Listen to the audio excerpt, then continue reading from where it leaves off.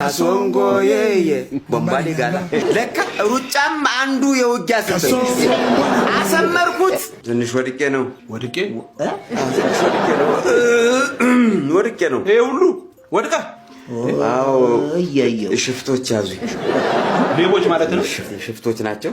ሌባውንማ አብከንከኛ አባክኜ ከገባበት ገብቼ እንዲያው አንተ አፈር አላስኩት ሳይደግ ነው እንደው አፈር አስግጨው ስመለስ ሌባ ሲሉ ዋናውን ሌባ አየሁት። በዛ በጨለማ ተከትዬ እሱማ አሯሯጥ ሲያሯሩት ወደቁ።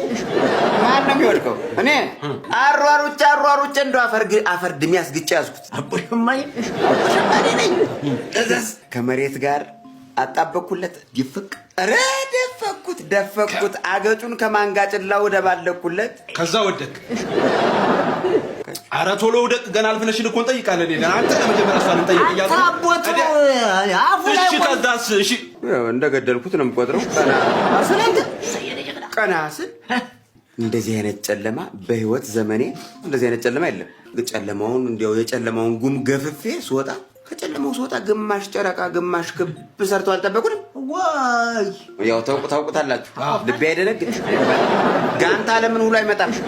እነሱ ናቸው ደብደብ እኔን ሁሉ አንተንም ማማስ ይለጫው ነው። የሰው ልጅ አንድ ሰው ሆኖ እንደዚህ አይነት ተአምር አይሰራም። አልተፈጠረም። አንተ አንድ ነህ እንዴ? በዚህኛው በኩል እጄ እንደው ቀስ አረጋቸው። እቺ እኮ ትንሽ ወለም ያለች ይለዛችሁ ነው።